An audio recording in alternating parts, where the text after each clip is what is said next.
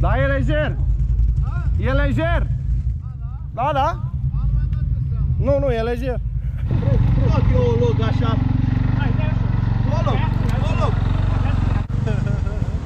Ai bandă izolieră? Să legi degetul de accelerație. Now is the time. Shake it.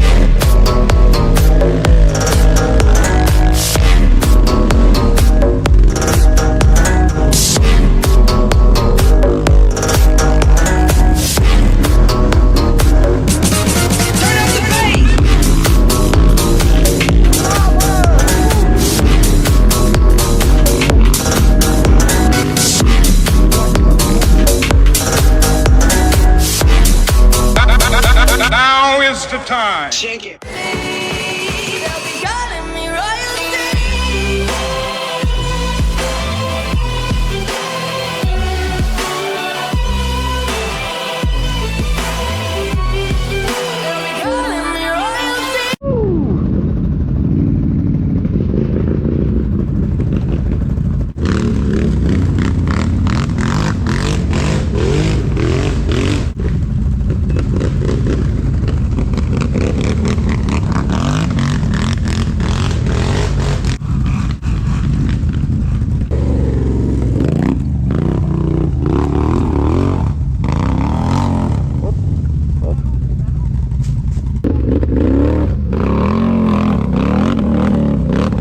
Marius! Hop! Stai așa. Auzi, Marius? Vino așa, nu merge? Nu prea merge, nu merge, nu. Merge pe aici. Da. Pe acolo, da. Direct am început cum trebuie.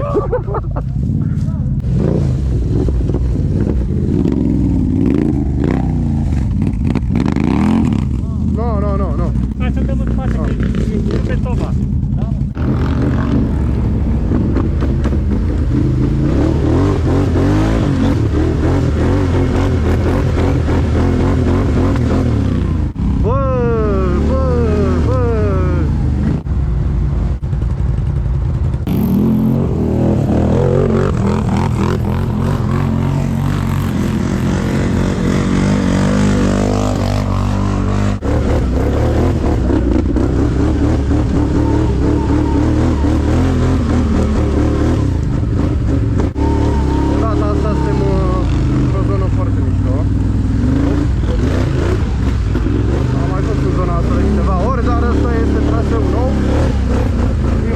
Dani al nostru s-a lovit puțin.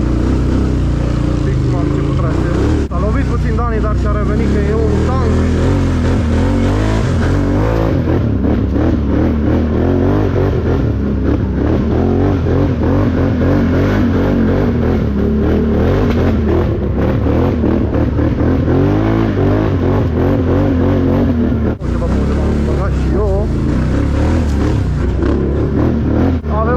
Multă adrenalină în noi. Că și eu mai devreme m-am apucat să îi dau ca nebunul. Trebuie neapărat să-l volantez, că îl fac praf. Și așa e zgâriat.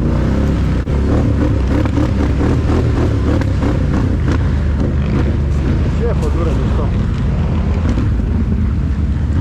Avem pe Iulica în spate. Bun. Hai, Dragoș, hai. Hai, Dragoș, hai. Bun. Eu am luat ATV-ul direct de la Dani. I-a făcut revizie, l-a pus la punct, e țut. Îl simt că merge mult mai bine. Aveam cam mulți kilometri cu el. Aveam 1400 de kilometri. Mă, normal la 1000 maxim, îi cam faci revizia. Hai, dacă te prinde pe traseu și mai mergi un pic, e ok, dar nici chiar 400 de km. Da?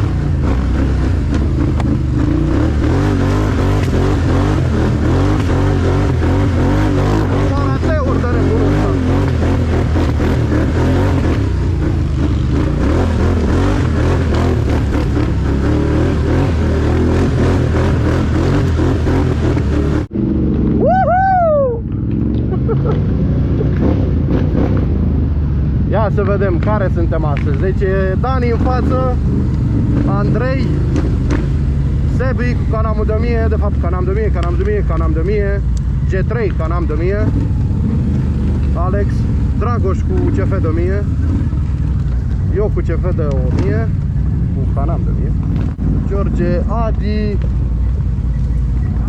Iulică, nu, vorbesc cu camera, și Cătă. Astăzi mai pe improvizație, așa. Ce bine se simte după aproape o lună, de fapt, mai bine de o lună. 5 săptămâni de când nu ne-a mai dat ca lumea de la Poiană. Ce plane pădurea asta.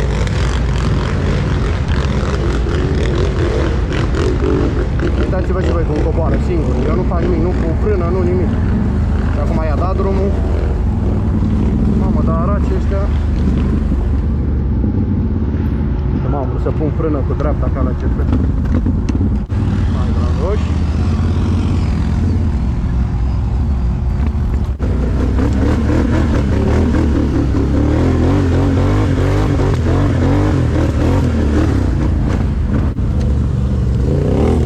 Haine LED barul ăla, mă, Dani. Și-a pus Dani LED barul ăsta nou cu lumini, super, super mișto.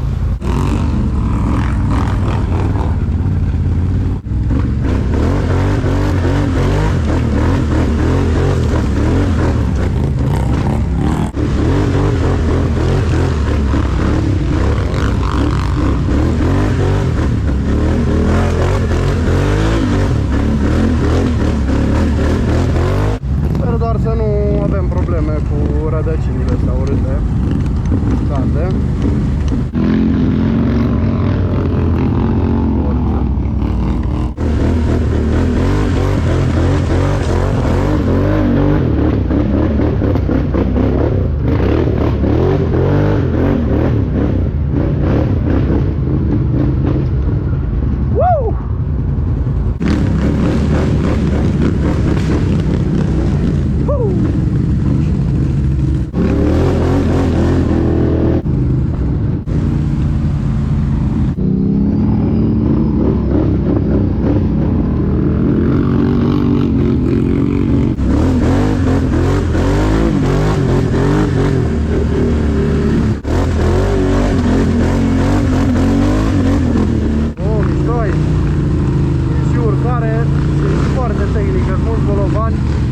Șanțuri.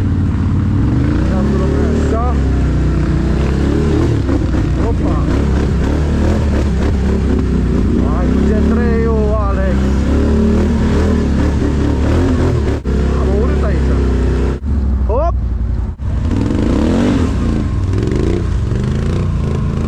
Bun. Nu. Lasă-l un pic și ia-l așa. Hop. Alex, ia-l un pic cu zvâc, că nu te aruncă.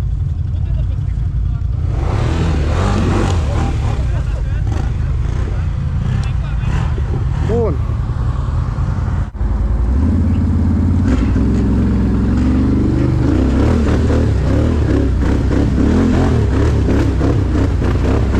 Bă, nu mai pune piciorul jos. O instinctul, n-ai cum. Dragoș. Bă, și eu zic la toți, dar și eu pun. Așa l-am pus Adina mai jos, la fel. Nu, e rău că ți-l prinde la braț. El îl ține jos. Fac eu o log așa. O log. Da, băi.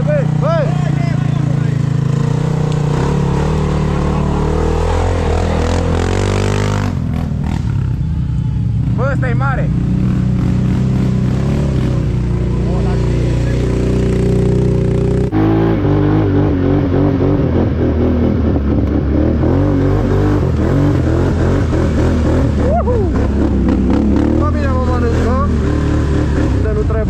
Hop. Un pic răcit. Ce să faci? Opa!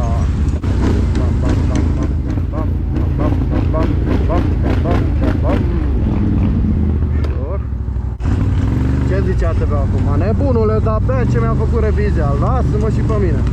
Să ung un pic uleiul ăla. Uite, mă. E foarte interesant G3-ul ăsta că are suspensii independente și pe spate. De fapt, independentă oricum este și la ăsta al meu, dar are brațele ca pe față și flexează altfel. Așa este când descoperi zone noi. Nu prea îmi place lemnul ăsta, dar n-am ce să fac. Îi dau pe el. Op, așa. Am blocat. Mamă, și în spate e urât rău să dai el. Rău. Doamne ajută. Trecut? Hai.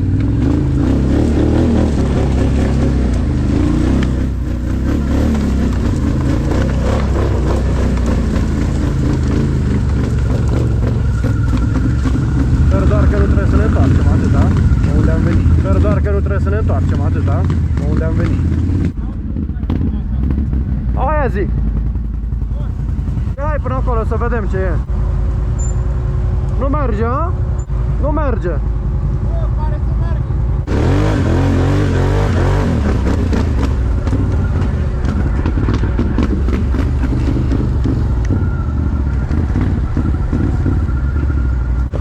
Mă duc eu?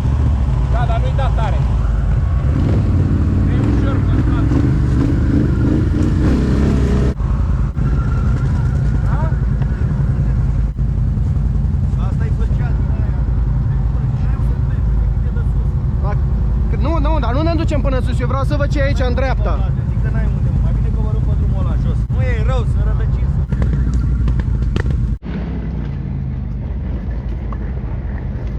Doamne ajută! Nu? Bă, gameaș. Hai, mă.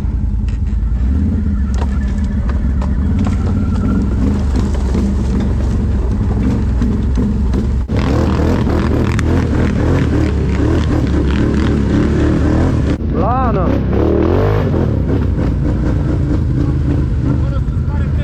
Mamă! E forță! Era? E de-aia nașoară? Nu știu ce să zic acolo de crăcile alea. Sus, da. Cum faci, Andrei? Domnul, ce faci? Nu, e pieptul la urât. Nu, acolo e... Nu merge. Nu merge. Hai la munte, au zis. Hop, hop, hop, hop. Hop, hop, hop. Vedem cum abordăm situația. Am pat picioarele că exact așa am vrut să o abordez. Woohoo!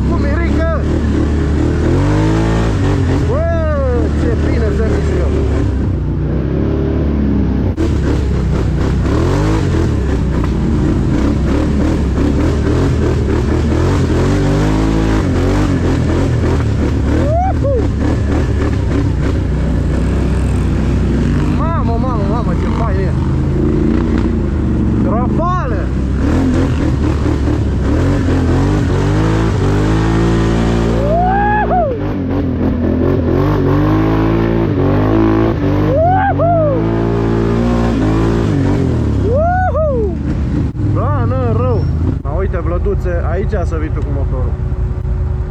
Da, na, e imposibil. Deci chiar e imposibil.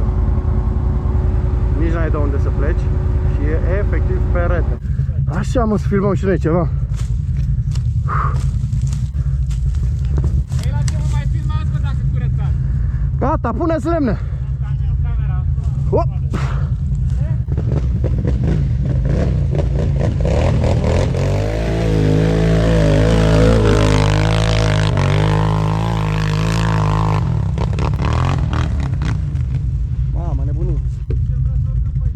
Da, e lejer. E lejer.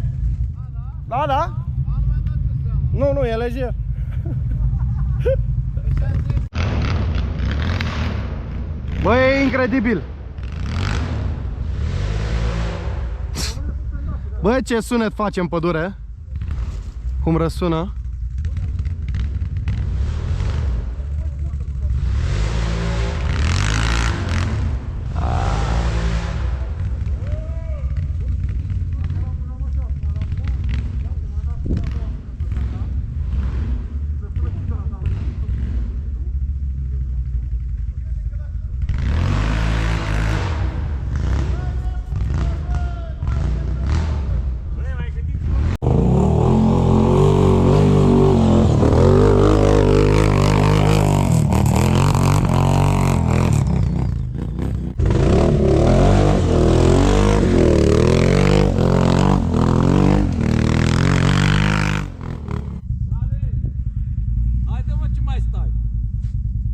Păi vreau să filmez. Nu te filmez eu?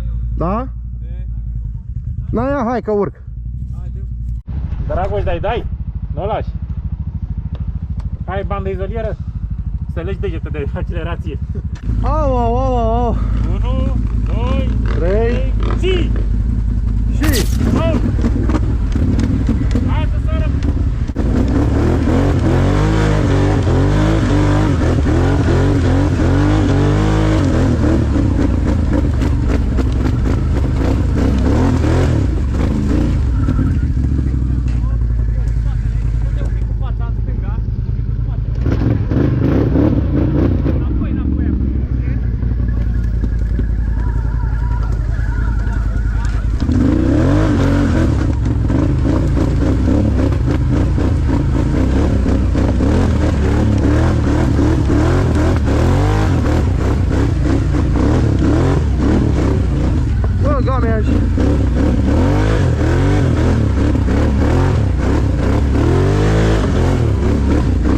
M-am trezit fără 4x4 aici. Bă, ești nebun? Nu avea aderență. Dar era decuplat.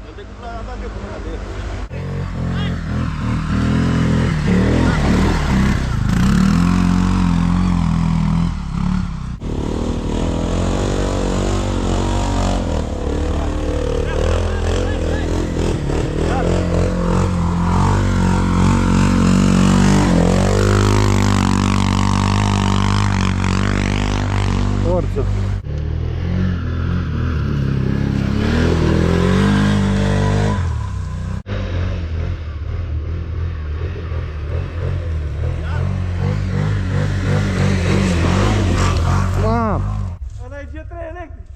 Da, să știi. Dragoș, le-ai spus, bă, că ne-am pus viscul? De-aia am urcat. Frumos e când aveți traseul făcut tot. Păi ia, mulțumim frumos. Eu cu ficatul ologit așa.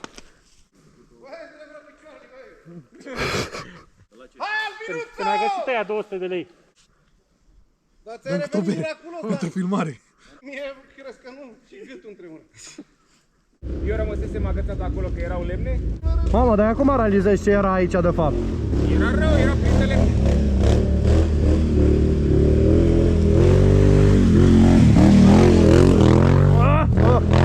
Ce i-a dat la chenemul ăsta? Uite, bunicul cu nepot.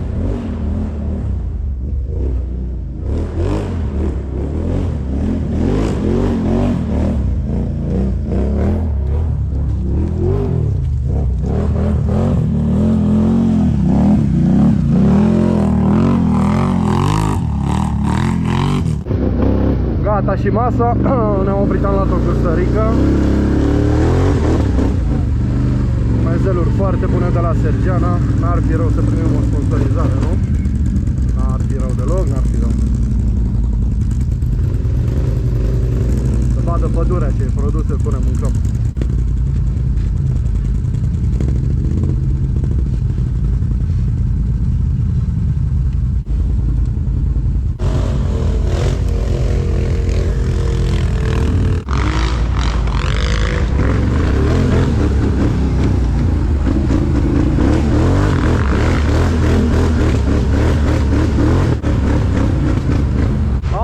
Andrei, oare pe acolo așa n-ar merge?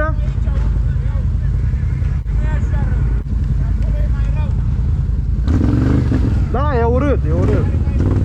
Problema este că sunt penți foarte abrupte, pe filmare nu se vede exact. Cu canamurile de 1000 mai urcăm. Dar băieții cu CF-urile de 600 e cam complicat.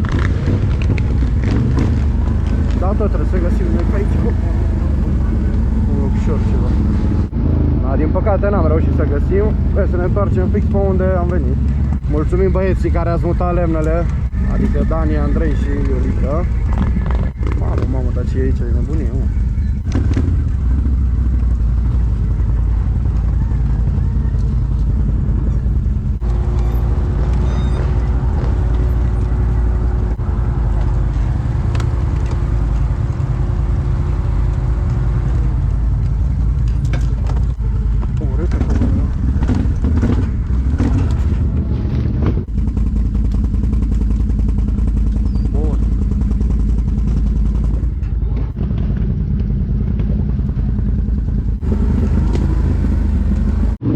Foarte mișto zona asta aici.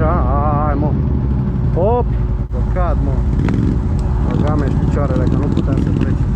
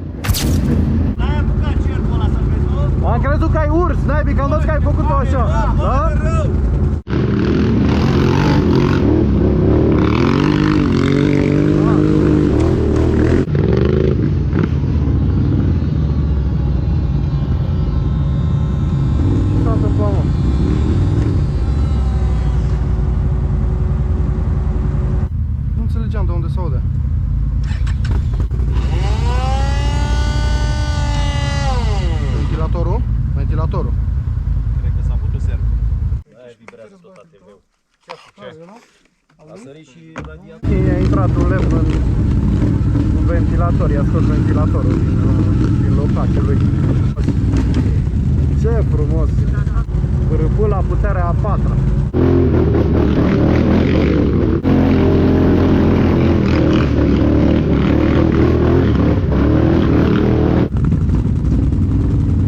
Am găsit-o, gata.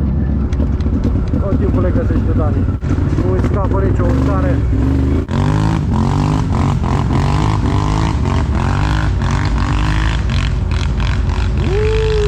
Ce frumos!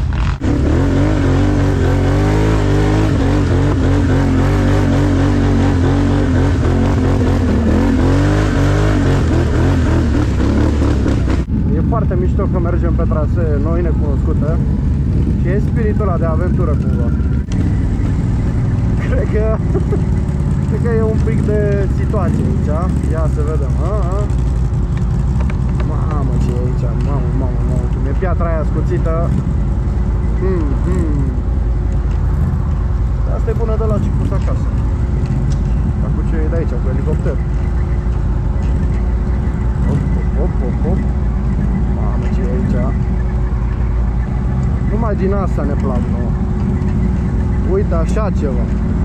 Deci se comportă extraordinar ATV-ul după revizie și îl am deja de 3 luni, 4 luni.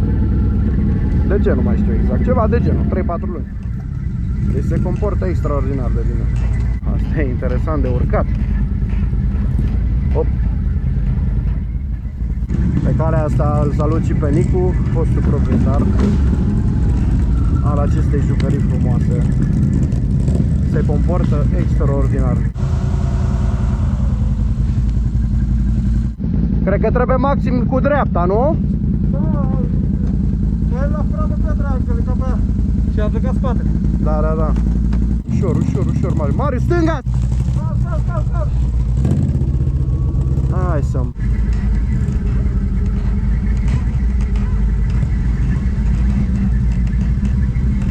Hai mă, că a fost lejer, mă.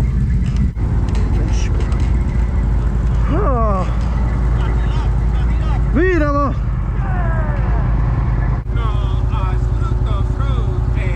Oh, bro, no! Da, și te-ai dus așa dintr-o dată. Mamă, ce-am zis că mai am șanțul ăla.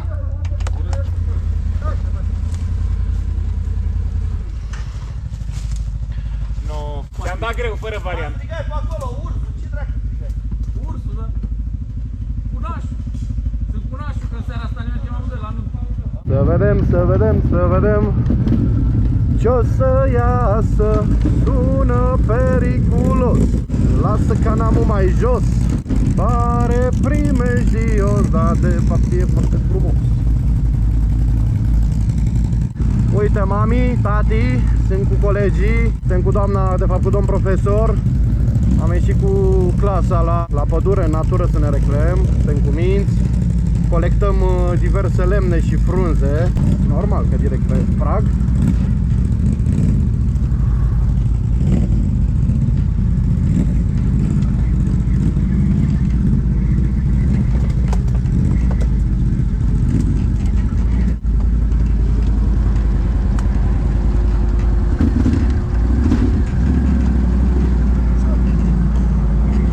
Bun. Perfect! E urât tare, dar uitați-vă și voi ce drumuri sunt prin păduri făcute de tancuri, e incredibil, sincer, cum fac ei drumurile astea așa. E, efectiv, n-au nicio treabă, uite cum sunt copaci pe aici, în stânga, în dreapta, da, trec peste tot și orice.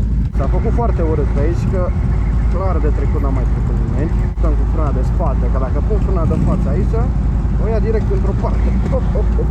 Important să-l lași, să-l încadrezi bine și să încerci, de fapt, asta e, să încerci. Dar nu ți iese tot timpul. Tehnici de dat cu spatele. Tutorial. Când cu stânga, când cu dreapta. Opa!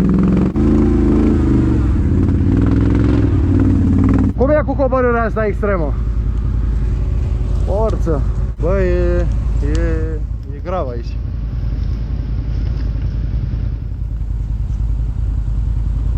Dragoș, frână spate, în principiu, puțin de tot față. Și să nu încerci să-i dai frână de motor, că nu-ți face. Spatele mai ales. Așa. Și lasă-l să curgă ușor și controlat. Ușor. Hai că suntem aici, ține-l așa. Hai, să sunt cu tine. E ok. Lasă-l că e ok. Gata. Hai.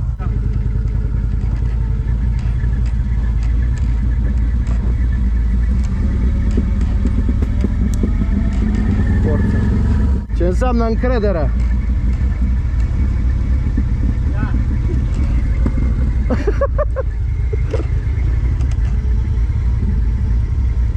Păi nu se mai ducă ăla, că tu te vezi spate, nu se mai bine aici. Ce înseamnă să fii flexibil? Forță. Bă, da, ăștia au plecat toți în controlul. În jos. Dă-i Gaz, dreapta, gaz. Bun. Bine, bă! Câștigat, bravo!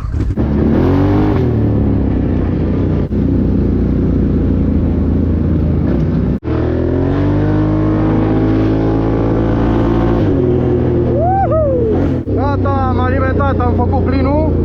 Pentru că ce a fost până acum a fost doar încălzirea. Acum urmează ceva șmecher rău.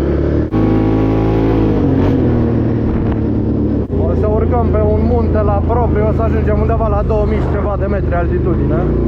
Am mai fost noi odată acolo. Cam pe acolo, în golurile alea alpine. Doar că pe altă parte, la un dat, se vede Brașov.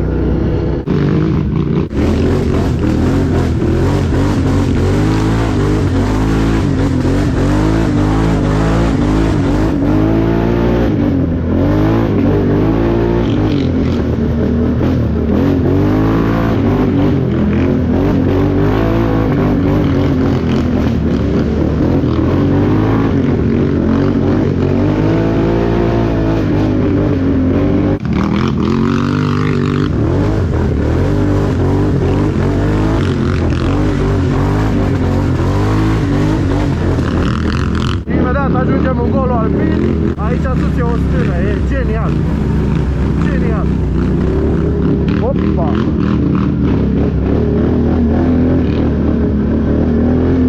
Genial.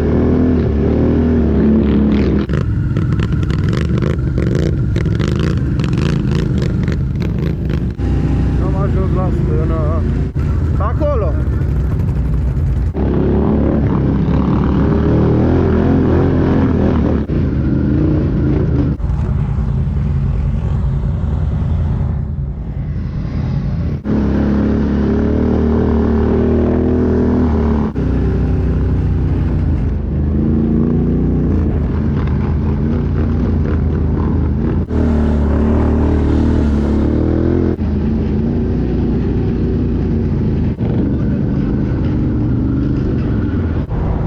Să-mi bat picioarele.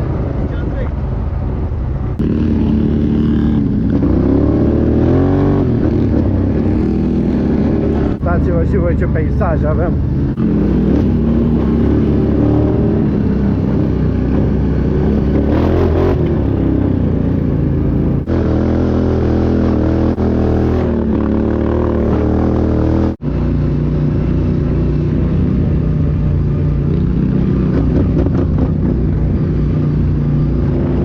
Am reușit să găsim un drum pe care să coborâm, să ieșim din golul ăsta alpin. Am mai fost noi odată. Opa, ce s-a speriat băcuța. Ce s-a speriat Dani. Am mai fost noi odată pe aici, doar că am urcat. Tată, Doamne ajută la toată lumea.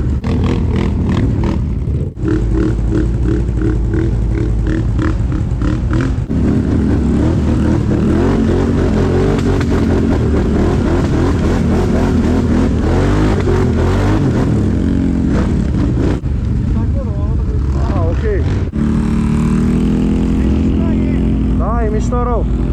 Dar și acolo era plan, în caz că nu am putea să dăm o încercare. Avem aici o coborâre destul de anevoioasă. Mai băgăm o pisă.